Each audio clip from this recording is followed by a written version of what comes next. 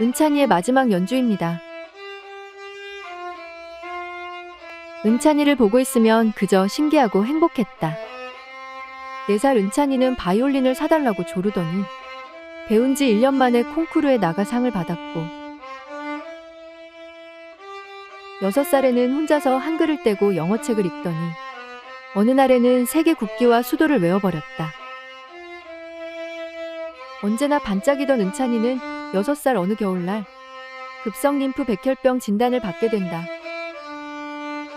은찬이는 몸이 힘들수록 자신이 좋아하는 것들을 놓지 않았다. 항암 치료를 하느라 머리카락이 다 빠져버려도 모자를 툭 덮어 쓰고는 콩쿠르에 참가해 당당히 상을 받아왔다. 거듭되는 항암 치료와 재발에 눈이 안 보이고 2발로 걷지 못해도 아이는 자신이 할 수 있는 최선을 다했다. 고통 속에서도 희망을 찾던 아이, 누구보다 강했던 나의 작은 천사. 은찬이는 떠났지만 은찬이의 이야기가 여기서 끝이 아니기를 바랍니다. 바이올린을 들 수 있을 때까지 연주해주던 그 선율이 오래오래 기억에 남을 것입니다.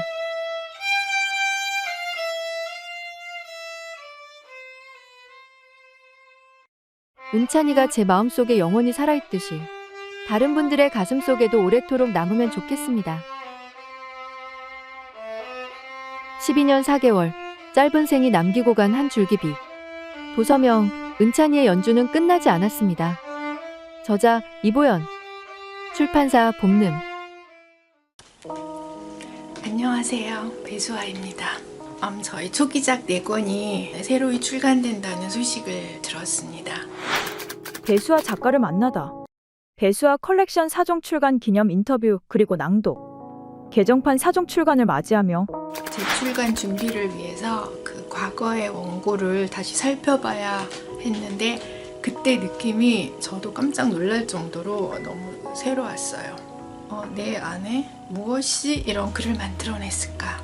그 도심의 거리를 걷고 있다가 아주 갑작스럽게 닿을 정도로 늑대 소녀와 마주친 느낌. 야생 그대로의. 그리고 심지어 그 마주침이 얼마나 생생한지 그 늑대 소녀의 털투성이 육체의 냄새까지 아주 진하게 느낄 수 있었던 그런 조우의 느낌? 독일 그리고 글 쓰는 방. 제가 머무는 곳은 베를린 인근의 한 이제 시골 마을입니다. 여기는 숲이 있고 호수가 있고 거의 한 10여 년 전부터 여름, 그러니까 겨울을 제외한 계절에는 이곳에서 머물면서 글을 종종 써왔는데 한국에서보다 여기서 머무는 시간이 더 길어지고 있고 아마 제 생각에 앞으로는 더 길어지지 않을까 생각을 합니다. 그래서 이곳이 지금 앉아있는 이 책상이 제가 글을 쓰는 거의 주된 공간으로 바뀐 지가 좀 됐어요. 1988년의 어두운 방. 데뷔작 비하인드 스토리. 저는 컴퓨터 자판 연습을 하면서 최초의 단편을 썼어요. 근데 그것이 1988년의 어두운 방이라는 데뷔작입니다. 그런데 사실은 제가 처음 붙였던 원래 제목은 그것이 아니고 사촌이었어요. 사촌이라는 제목으로 투고를 했는데 출판사에서 그 원고를 이제 잡지에 싣기로 결정을 하면서 저에게 제안을 했습니다. 사촌이라는 제목은 문학 작품의 제목으로서 너무 뜬금없거나 혹은 너무 간단하지 않은가 그렇게 말씀하셨어요. 그러면서 저에게 좀 다른 제목을 붙여보도록 권유를 했습니다. 그것은 참 어려웠어요. 왜냐하면 그 소설은 사촌이라는 제목이 있었기 때문에 확장된 그 혈관과 같은 내용을 갖고 있었지 제목과 분리해서 내용이 따로 존재할 수는 없었거든요. 그런데 당시에 저는 이제 저 자신의 이렇게 주관을 뚜렷하게 갖고 있지는 못했어요. 작가로서. 그렇게 말씀을 하니까 어떻게든 고쳐야 되는데 어떤 제목을 골라야 될지 몰라서 그냥 그 단편 소설 이렇게 펼쳐서 뒤져보다가 거기서 문득 들어왔던 어떤 한 문장의 구절을 그냥 제목으로 뽑았습니다. 그것이 바로 1988년의 어두운 방이었어요. 에세이스트의 책상. 낭독. M은 단순한 아름다움이나 미덕으로 칭송받는 존재가 아니었다. 도리어 M은 한눈에 매력적으로 보이는 요소들을 가지고 있지 않아야 했다. M은 몇 마디의 구호나 텔레비전 토론으로 설명될 수 있는 존재가 아니었다. M은 마치 그림이 전혀 없는 책과 같았다. 내가 영혼을 바쳐 읽지 않으면 나는 M을 영원히 알 수 없게 되는 그런 존재 말이다. 나는 내가 M을 일생에 단 한 번밖에 만날 수 없으며 그 기회를 영영 잃었다고 인정할 수 없었다. 그래서 나는 M에 대한 그리움을 멈추지 않았다. M에 대한 그리움이 없었다면 나는 군중사회를 산책할 필요가 없었을 것이다. 그것이 아니었다면 나는 사람들의 얼굴을 바라보거나 말을 걸 필요도 없었을 것이다. M을 만날지도 모른다는 기대가 없었다면 내가 수미를 알 수 있었을까? M이 있으며 M을 만날 수도 있다는 생각이 오랫동안 나를 지배했다. 마지막 작별 인사를 건네기 전에 M의 눈동자, 그 사로잡힌 눈동자를 다시 만나는 것이다. 그러나 내가 어디서 M을 찾아야 하는지 나는 알 수 없었다. 나는 간혹 한국으로 돌아오기 전 홀로 겨울 스빙어 궁전에 들렀을 때 만난 키가 작고 짧은 머리의 아이슬란드에서 온 교사풍의 여자를 기억한다. 그녀는 나에게 다가와 아무런 인사도 없이 첫마디에 이름을 물었다. 그녀는 소박하면서도 좀 차가워 보이는 인상으로 수수한 검은 털코트로 몸을 감싸고 있었다. 그녀는 내 이름을 간절히 알고 싶어 했다. 수년 전에 한 여자친구와 헤어졌는데 그 여자친구가 나와 너무 흡사하기 때문이라고 했다. 그녀는 더 이상은 설명하지 않았다. 단지 외모가 닮았기 때문인지 아니면 내가 혹시 잃어버린 그녀의 과거의 여자친구일지도 모른다고 정말로 믿기 때문인지 그녀의 여자친구가 어느 나라에서 온 사람인지는 알 수 없었으나 절대로 내가 아니라는 것만은 확실했다. 나는 그녀를 몰랐다. 그러므로 내가 이름을 말하면 그녀는 아마도 실망할 것이 분명했다. 그녀가 에밀리는 절대로 없었다. 그러나 도대체 인간이 무엇을 정녕 확신할 수 있는가? 마침내 내가 이름을 말하자 그녀는 원망스러운 듯한 표정을 짓더니 몸을 돌리고 여학생 같은 몸짓으로 엷은 얼음이 덮인 궁전 마당을 가로질러 달려가 버렸다. 그녀는 왜 자신의 여자친구의 얼굴을 제대로 기억하지 못하는가? 나를 알아보지 못하는데 단지 임의적 기호일 뿐인 그 이름이 무슨 의미가 있단 말인가? 그녀는 진정 M이었을까? 도서명 에세이스트의 책상. 저자 배수아. 출판사 문학동네.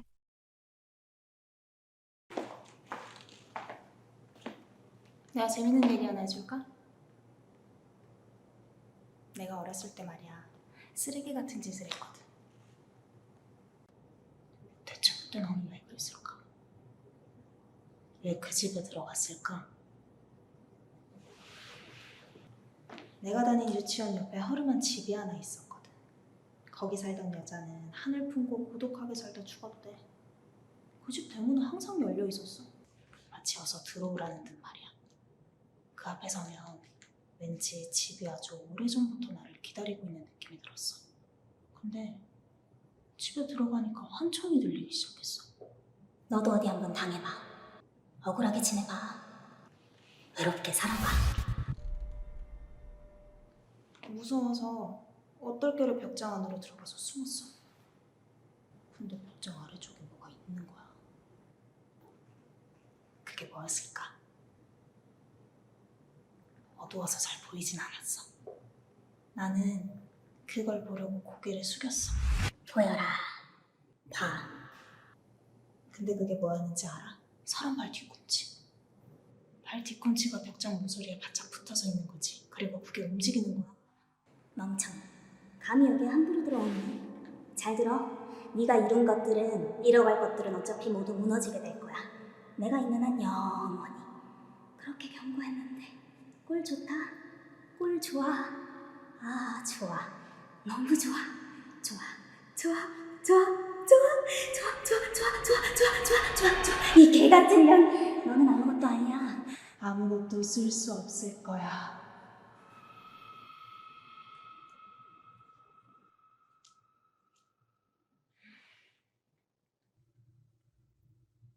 나는 거기 있다는 이유만으로 이렇게 저주를 받았어.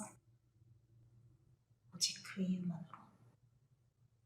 나는 그 악에, 그 목소리를 향해 침을 뱉고 싶었어. 그 말을 돌려주고 싶었어. 이 개 같은 것들 다 죽여버리겠어. 나라고 못할 게 뭐야? 안 그래? 나도 원한을 품고 돌려줄 거야. 바로 너에게.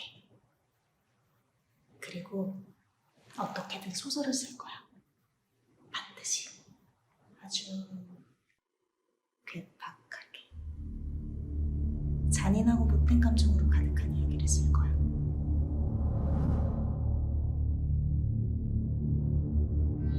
데브로텔의 유령 2021년 8월 9일 도서명 데브로텔의 유령 저자 강화길 출판사 문학동네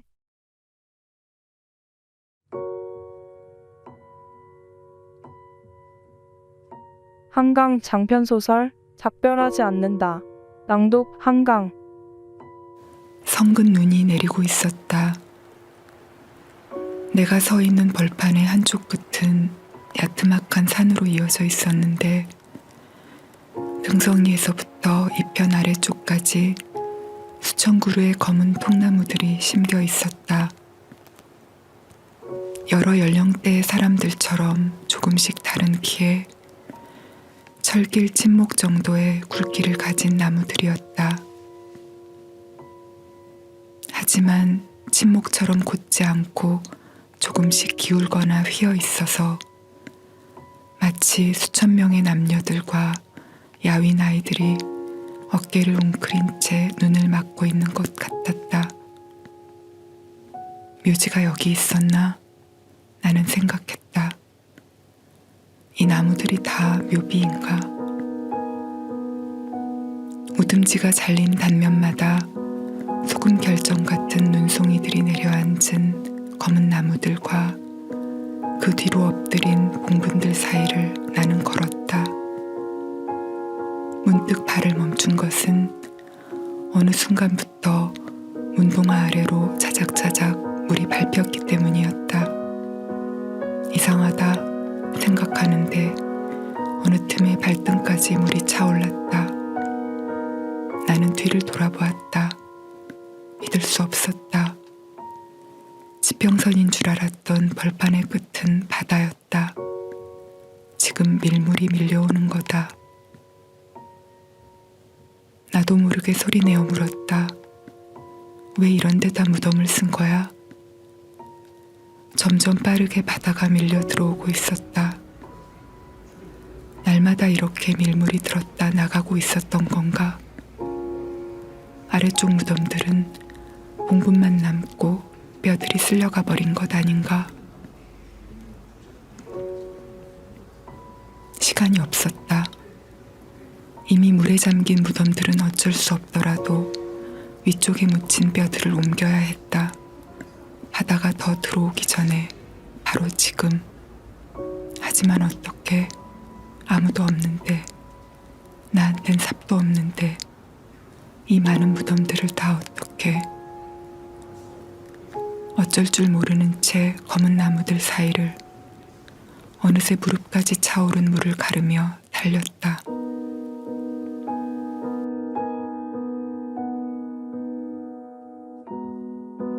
이것이 지극한 사랑에 대한 소설이기를 빈다. 작가의 말에서 도서명 작별하지 않는다. 저자 한강 출판사 문학동네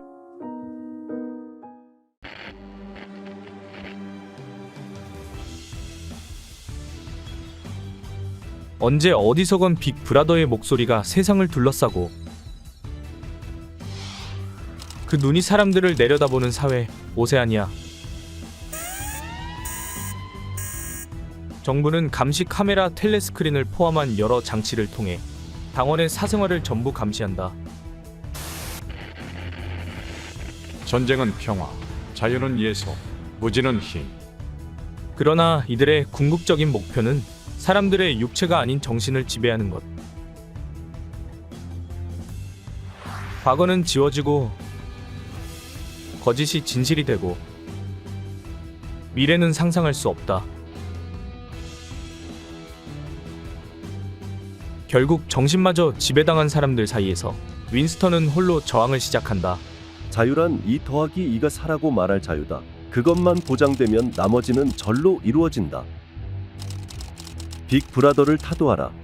일기 쓰기는 저항의 시작이었고 줄리아와의 사랑은 전투였고 당에 대항한 공격이었다.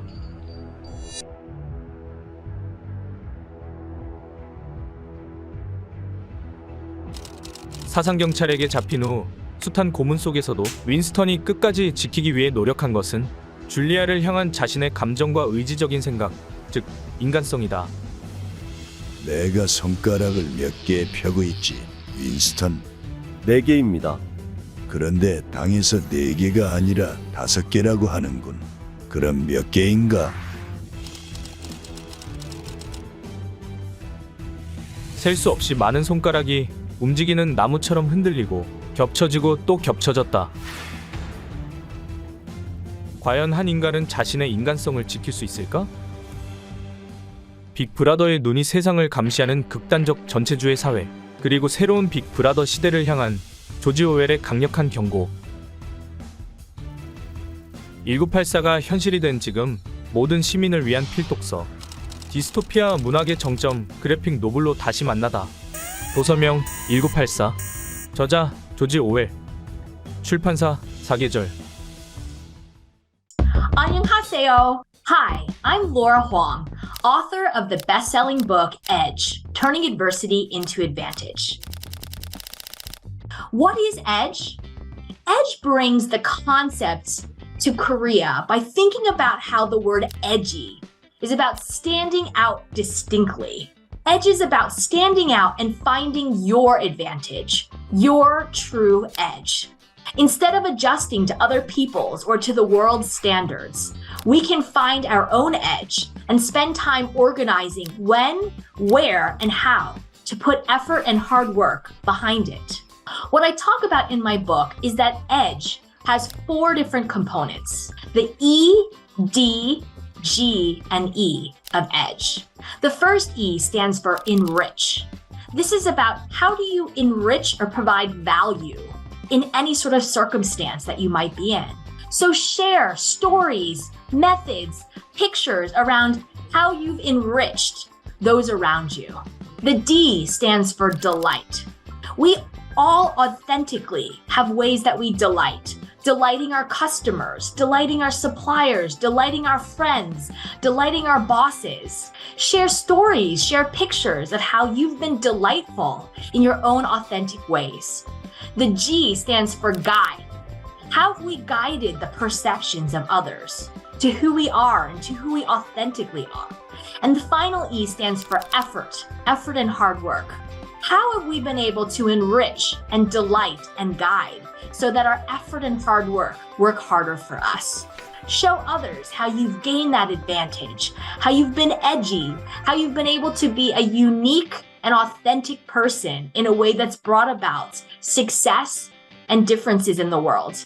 I believe that you will join us in this challenge so that we can find our edge together. Let's find our edge together. I believe in you. Let's do this together. 감사합니다. 한 끗의 차이를 만드는 내 안의 힘. 도서명 엣지 한 끗의 차이를 만드는 내 안의 힘. 저작 로라 후앙. 출판사 세계사.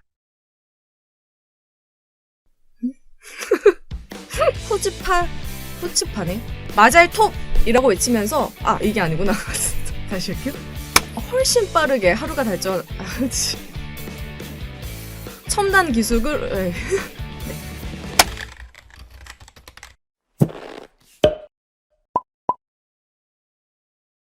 아나운서가 전하는 책 이야기, 아나운서들의 서점, 아나운서점에 오신 여러분 환영합니다. 네, 저는 오늘의 서점지기 아나운서 김민영입니다. 반갑습니다. 파트 1. 변화에 적응하기.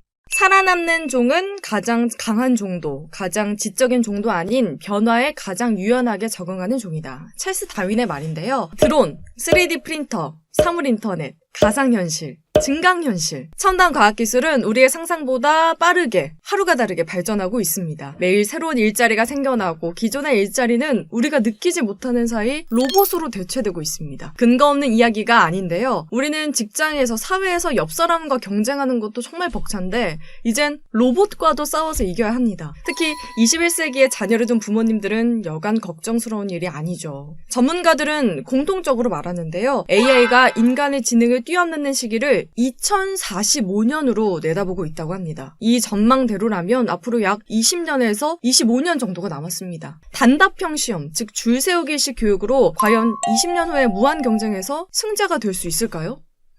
파트 2. 유대인 교육법. 부모라면 놓쳐서는 안 될 유대인 교육법의 저자 임지은 씨는 브라질에 머물면서 처음 유대인 교육과 접하게 되었는데요. 아시다시피 브라질은 풍요와 낭만의 나라입니다. 브라질에 거주하는 유대인이 약 12만 명이라고 합니다. 그런데 이 적은 인구가 2억의 인구를 가진 브라질의 정치, 경제, 문화를 선도한다고 합니다. 브라질 사람들은 척박한 환경에서 성장한 유대인이 어떻게 세계의 맹주가 되는지 연구하기 시작했는데요. 그 비밀이 교육법에 있다는 것을 알게 됩니다. 밑줄 쫙. 임지은 씨가 유대인의 교육법을 연구하게 된 이유도 바로 브라질을 불었던 유대인 교육 열풍 때문이었는데요. 아인슈타인, 토머스 에디슨, 프로이트, 마르크스, 로스차일드, 록펠러, 조지 소로스, 스티븐 스필버그, 마크 저커버그, 레리 페이지, 세린 게이브린, 그리고 마이클 블룸버그. 수식어가 필요 없는 수많은 인재들이 바로 유대인입니다. 그분인가요? 노벨상 수상자의 30%, 미국 아이비리그 대학교의 3분의 1이 유대인이라고 합니다. 또 이스라엘이 어떤 나라냐 하면요. 중동이면서 석유 한 방울도 나오지 않은 자원 빈국입니다. 비도 잘 내리지 않아서 농사 짓기에도 적당하지가 않은데요. 면적도 우리나라의 5분의 1에 불과합니다. 2000년을 나라 없이 떠돌면서 온갖 수모를 당하는 일도 있었는데요. 미래 희망보다 현재의 생존이 먼저였던 이 작은 나라가 이렇듯 막대한 영향력을 갖게 된 데는 이유가 있습니다. 파트 3. 후지파 정신. 뻔뻔한, 당돌한, 주제넘음 이런 단어 어떻게 들리시나요? 그다지 어감이 좋지는 않은데요. 하지만 이런 단어가 바로 유대인 교육의 바탕이라고 합니다. 이스라엘 말로 후즈파라는 것은 영어로 번역하면 stupid라고 할 수 있습니다. 해석하기에 따라서 상당히 다르게 들리시죠? 하지만 이 후즈파는 당돌함과 뻔뻔함을 가리킵니다. 그 어떤 형식이나 권위에 얽매이지 않고 본인의 의사를 드러내는 정신, 말하자면 무한도전의 정신이라고 할 수 있습니다. 형식 부수기, 질문할 권리, 남들과 어울리기, 위험 감수하기, 목표를 향해 달려가기, 끈질기게 매달리기, 실패로부터 교훈 얻기 등 이 모든 것이 바로 후츠파 정신입니다. 유대인 가정에서는요, 아이가 실수했을 때 마잘톱이라고 외치면서 박수를 쳐준다고 해요. 마잘톱이라는 것은 히브리어로 축하해 이런 뜻입니다. 실수로부터 무언가를 배우게 됐으니까 축하한다라는 의미라고 해요. 실수와 실패로 잔뜩 주눅이 들었던 아이는 이렇게 주변 사람들로부터 격려를 받고 새로운 도전할 용기를 얻습니다. 여러분, 발명왕 에디슨이 남긴 유명한 말 기억하시죠? 실패는 성공의 어머니다. 에디슨은 전구를 발명하면서 무려 10,000번을 실패를 했는데요. 그가 결코 포기하지 않았던 건 어렸을 때 부모님으로부터 들었던 마잘톱 때문이었습니다. 아이에게 필요한 건 체력과 지력뿐만이 아닙니다. 마음을 지킬 수 있는 심력이 아주 중요합니다. 유대인 하면 탈무드가 가장 먼저 떠오르는데요. 유대인의 부모는 아이가 처음 탈무드를 배울 때 첫 장에 꿀을 한 방울 이렇게 떨어뜨린다고 해요. 아이는 채장을 넘길 때마다 손가락에 묻은 그 꿀을 빨아먹겠죠? 그러면서 배움은 달콤한 것이다 라고 인식을 합니다. 사람들이 세상을 정면으로 바라볼 때 우리는 입체적으로 바라본다. 탈무드에 나오는 말인데요. 놀랍지 않나요? 반만 년 이어져 온 유대인 교육법이 현 시대의 핵심 교육법을 담고 있으니까 말입니다. 파트 4. 적기교육. 평생 공부를 한다는 유대인. 유대인은 기존의 학설이나 권위에 연연하지 않고 모든 일에 의문을 제기합니다. 유대인 부모는 조기 교육이 아닌 적기 교육을 중요하게 생각하는데요. 먼저 출발한 사람이 먼저 도착한다. 이런 생각이 조기 교육이라면 적기 교육이라는 것은 자, 지금이야, 출발해! 라는 것을 의미합니다. 배움의 시기는 아이마다 다 다르기 때문에 자기 단계보다 어려운 지식을 주입하면 아이는 공부는 어려운 것이라는 인식을 갖게 됩니다. 시작도 하기 전에 지레 포기하는 사태가 생기는 거죠. 하지만 유대인은 아이 한 명 한 명의 개성을 존중하는 교육을 하기 때문에 단 한 명의 낙오자도 발생하지 않는다고 합니다. 100명이 모두 1등을 하는 일이 가능한 거죠. 유대인은 베스트보다 유니크를 지향합니다. 자기 아이를 다른 누구와도 절대 비교하지 않습니다. 당연히 유대인에게는 엄친아라는 말도 없겠죠? 유대인이 사색하고 토론하는 것을 즐긴다고 해서 놀지 않는다고 생각하면 또 오해입니다. 유대인은 안식일을 철저히 지킴으로써 재충전하는 시간을 갖고 가족 간의 정서적 지지를 주고받습니다. 미디어가 발달하면서 우리는 점점 책과 멀어지는 생활을 하고 있습니다. 저자는 유튜브나 소셜미디어 같은 반응 미디어가 생각을 증발시킨다고 하는데요. 우리 생각의 기본 구조는 기승전결 구조를 거치는 책과 비슷하다고 합니다. 텍스트로 훈련되지 않은 사고는 생각이라 부르기 어려운 이유인데요. 동영상은 정보의 흐름을 주입할 뿐 생각을 구조화하는 데는 도움이 되지 못합니다. 책을 가까이 놓아두는 버릇은 바로 이 영상을 보시는 부모님들이 먼저 실천해야겠죠? 파트 5. 공기인간, 유대인 파워. 책을 읽는 것만큼 중요한 일이 토론인데요. 유대인 부모는 아이에게 끊임없이 묻습니다. 아가야, 네 생각은 어떻니? 수평적인 관계 속에서 자유롭게 사고하고 표현하다 보면 자연스럽게 비판적 사고, 창의력도 발달하게 되는 건데요. 유대 격언에 말로 설명하지 못하는 것은 아는 것이 아니다 라는 말이 있습니다. 유대인은 읽고 토론하는 일뿐만 아니라 쓰는 일도 굉장히 중요하게 생각하는데요. 유대인이 학계, 언론, 문학, 법조계 등 다방면에서 저력을 발휘하는 배경이 바로 이 글쓰기 훈련에 있습니다. 글쓰기는 단순한 테크닉이 아니라 사고의 전개 과정을 다 드러내는 일입니다. 유대학교에서는 논증 전개 방법, 자료를 정리하는 법, 문장을 표현하는 법, 문체론 등을 골고루 가르칩니다. 학교에서 이렇듯 글쓰기를 체계적으로 가르치니까 유대인 아이는 논술학원에 다닐 필요가 없겠네요. 사람들은 유대인을 공기인간이라고 부릅니다. 어디서든 공기처럼 적응하고 누구나 필요로 하는 사람이기 때문인데요. 공기인간이 되는 힘은 바로 교육에서 나옵니다. 인류사에 큰 발자취를 남긴 유대인 파워, 지금도 현재 진행형입니다. 오늘의 아나운서점은 여기서 문을 또 닫겠습니다. 좋아요와 구독은 아나운서점에 큰 힘이 되니까 꼭 눌러주시고요. 다음에 또 찾아주시면 감사하겠습니다. 지금까지 오늘의 서점지기 아나운서 김민형이었습니다. 고맙습니다.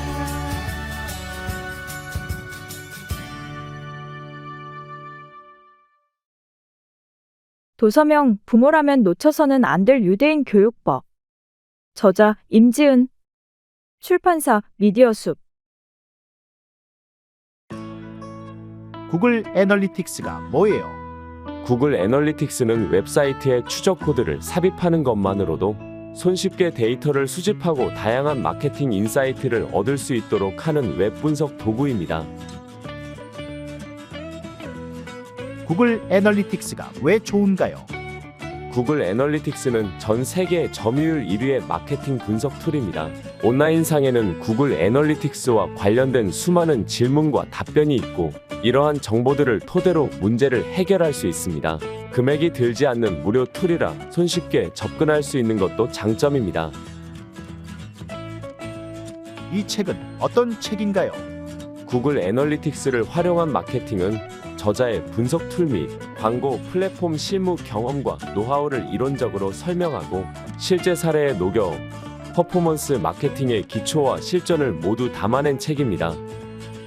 구글 애널리틱스 파트 1은 구글 애널리틱스의 개념에 대해 이해하는 과정으로 시작합니다. 구글 애널리틱스를 활용하는 방법과 태그 매니저를 이용하는 방법에 대해서도 배웁니다. 파트 2는 디스플레이 광고에 대해 학습합니다. 디스플레이 광고를 세팅하고 마케팅 데이터를 모으는 방법에 대해 이야기합니다. 마지막 세 번째 파트 3에서는 마케팅 툴을 활용한 통합 퍼포먼스 마케팅에 대해 배웁니다. 구글 애즈와 구글 애널리틱스에 연동하는 방법과 구글 애널리틱스와 구글 광고를 활용한 캠페인 사례에 대해 배워봅니다.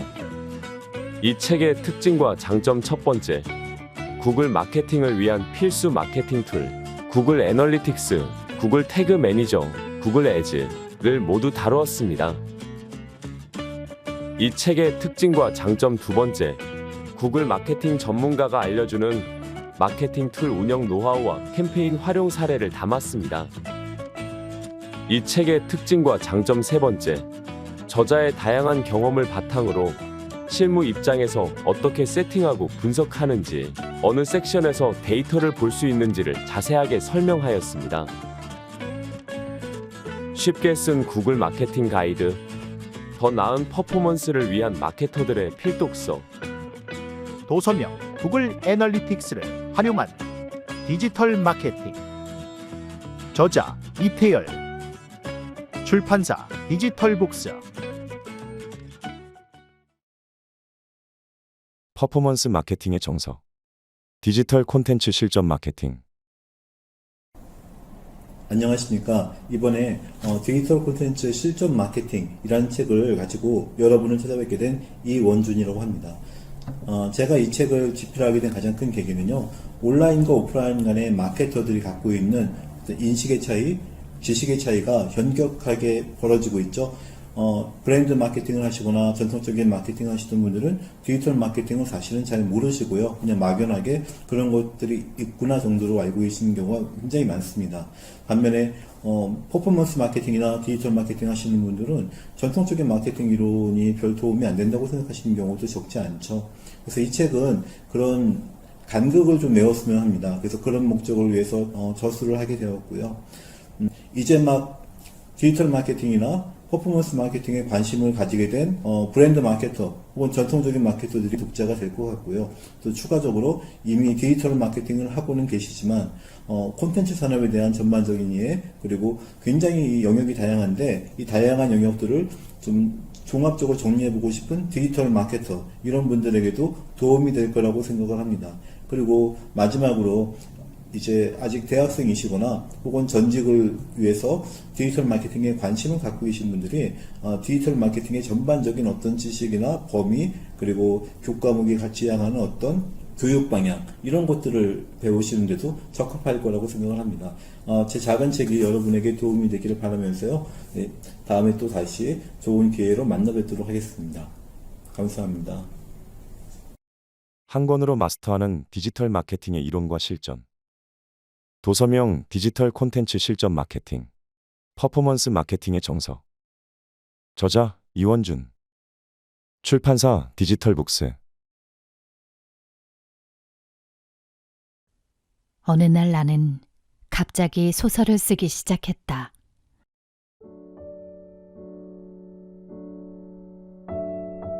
(1970년) 봄 어느 날 단골 미장원에 가서 내 차례를 기다리며 뒤적이던 여성 동호회에서 여류 장편 소설 모집이란 공고를 보고 갑자기 가슴이 두근대며 소설을 쓰고 싶어졌던 것이다.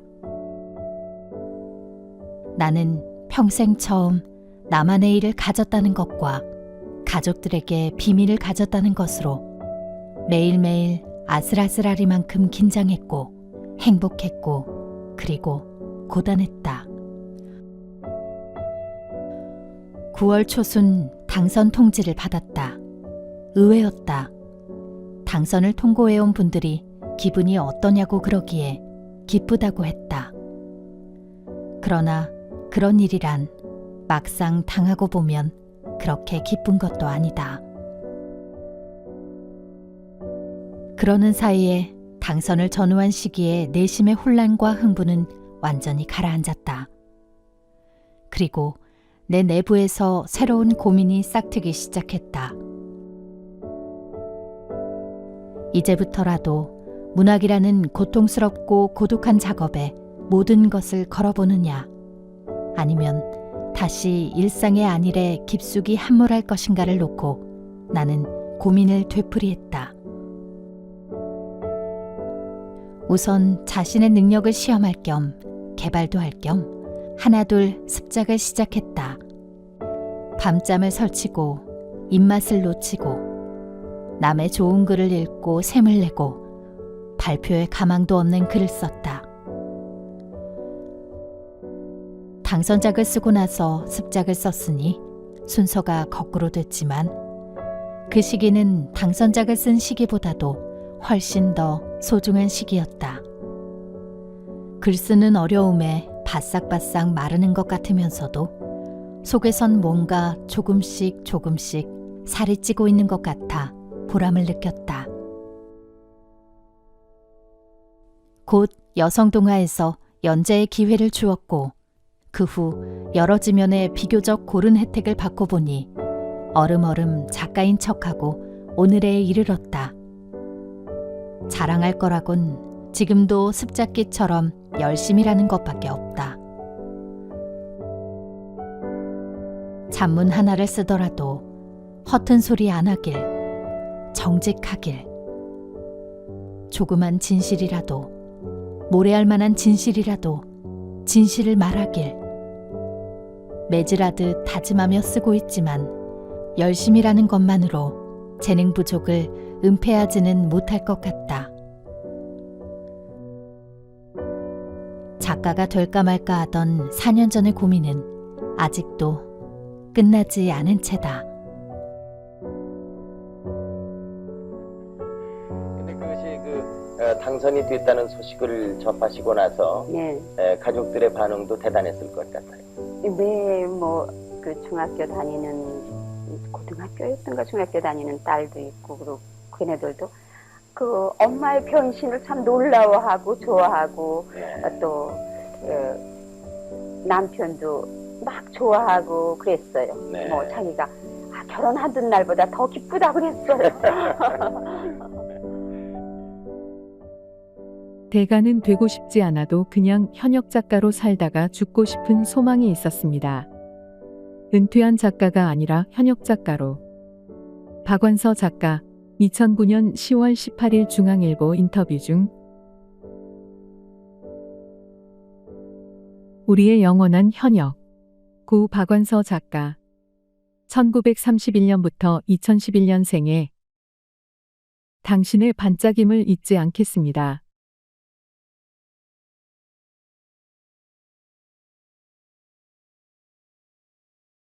도서명 모래알 만한 진실이라도. 저자 박완서. 출판사 세계사. 외계인이 지구에 왔습니다. 그들은 파괴나 침략이 아닌 평화적인 교류를 위해 지구에 왔다고 합니다. 그들이 바라는 교류의 형식은 스포츠, 그 중에서도 바로 축구입니다. 우리가 지구에 온 것은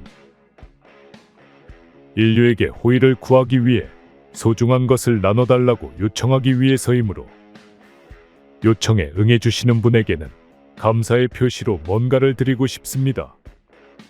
다만 문명의 발달에 간섭할 수 있는 과학 지식과 기술의 이전은 불가능하다는 걸 미리 말씀드리겠습니다.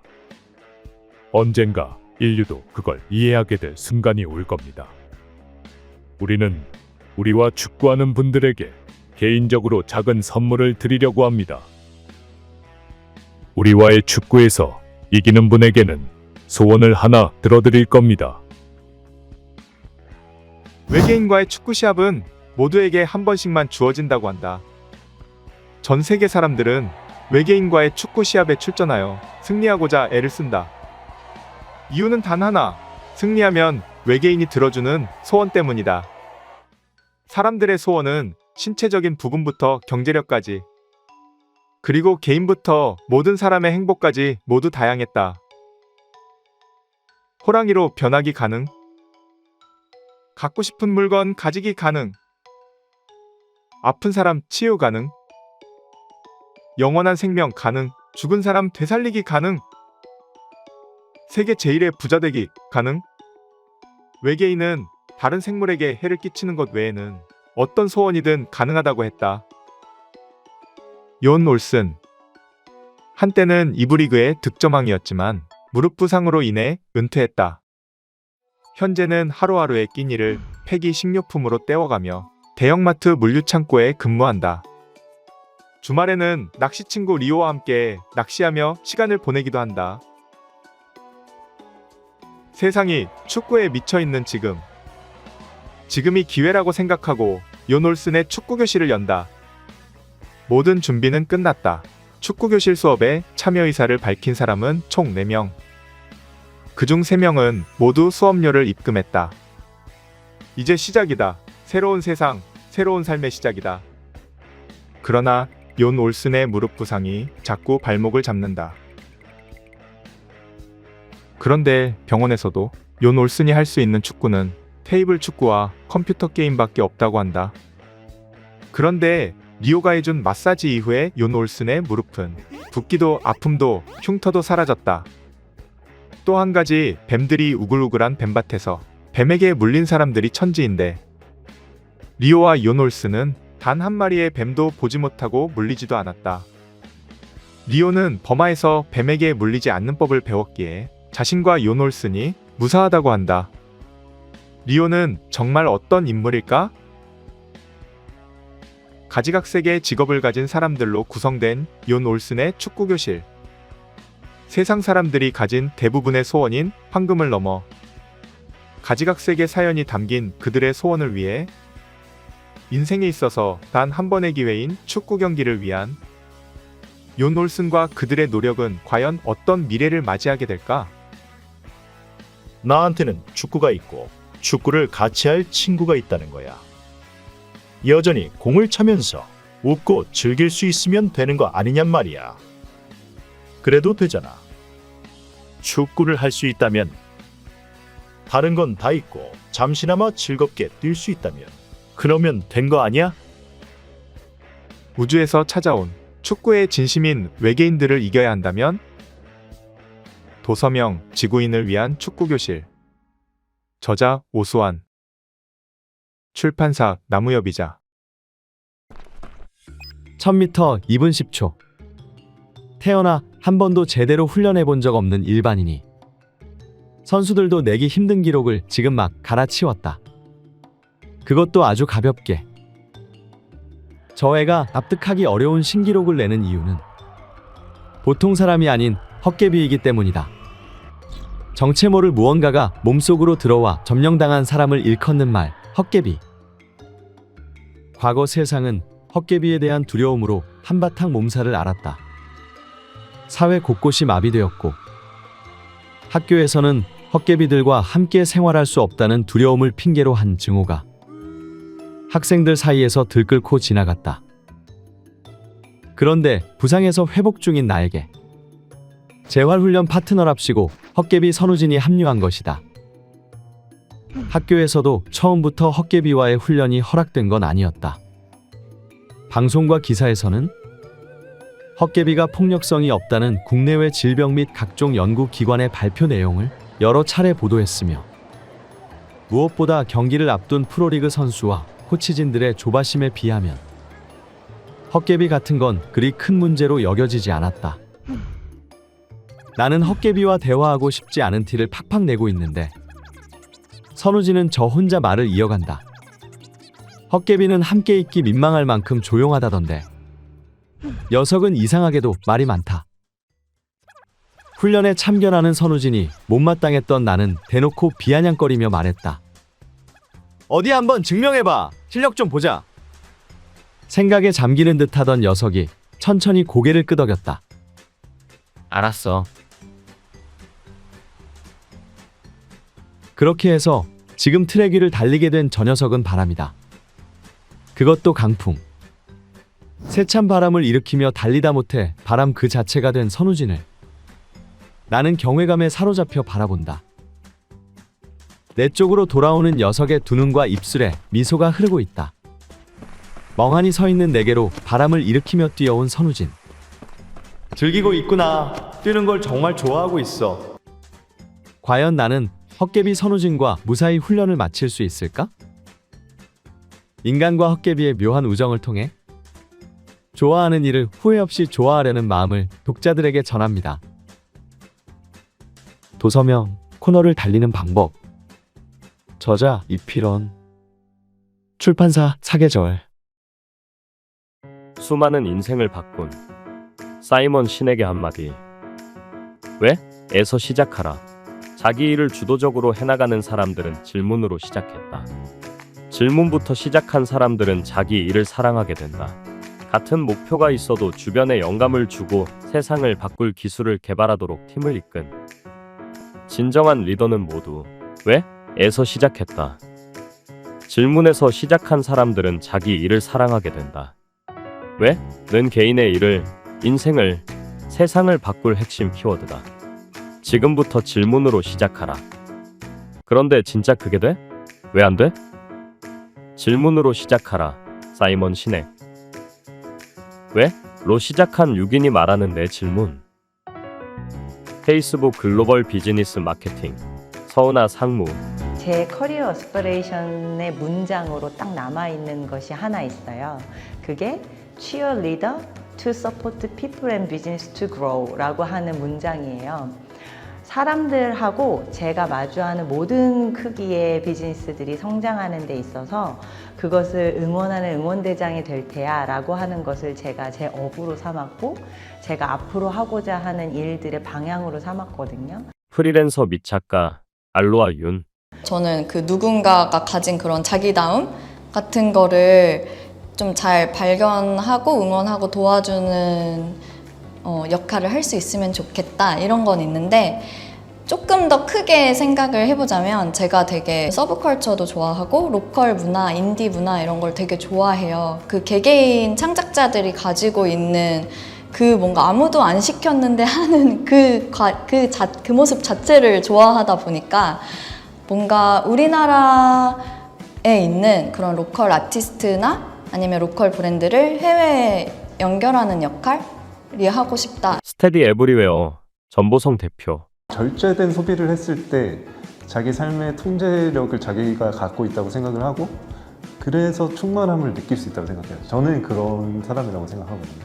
그래서 이런 제품을 제시를 하는 거고 그런 감정적 경험을 교류할 수 있는 공간을 만들고 싶어요. 문카데미의 문현우 대표. 오스트리아를 여행 갔다가 남들은 잘 안 가는 전 공동묘지에 이렇게 투어처럼 갔어요. 그 한 자리에 뭐 모차르트나 베토벤이나 뭐 이런 슈베르트 같은 유명한 그 뮤지션들이 같은 자리에 이렇게 묘지가 있더라고요. 그래서 그걸 보면서 그들이 죽어서도 삶에 영향을 주고 있는 모습들 그런 것이 결국 죽었지만 살아있는 인생이 아닌가?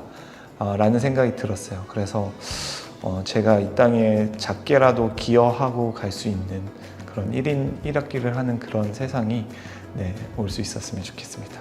국내 유일 윙슈트 전문 코치 정용상. 결국에는 인생은 한 번 사는 거고 대신에 되돌아봤을 때 그냥 후회 없이 즐거웠다 생각하는 인생을 사는 게 베스트인 것 같거든요.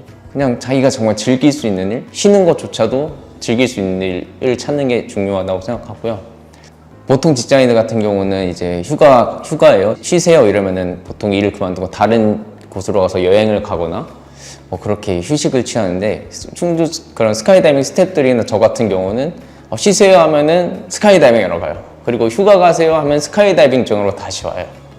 그런 식으로 뭔가 일과 쉼의 그런 구분이 모호할 정도로 그 일에 대해서 즐겨야 되는 마음이 정말 중요한 것 같아요. 현대무용가 정희은.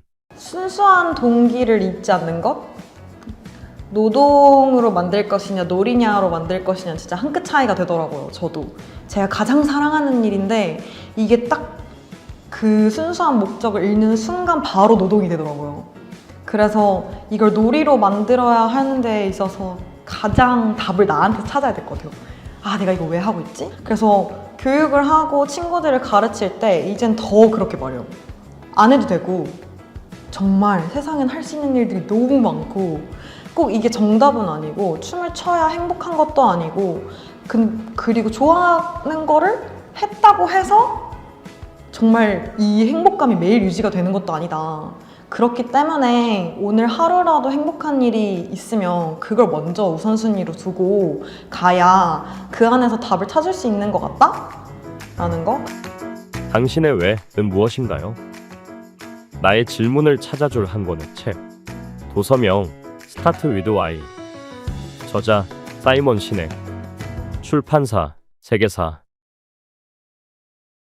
본 영상은 문화체육관광부 국립장애인도서관에 수어, 음성 지원을 받아 제작, 재구성한 것입니다.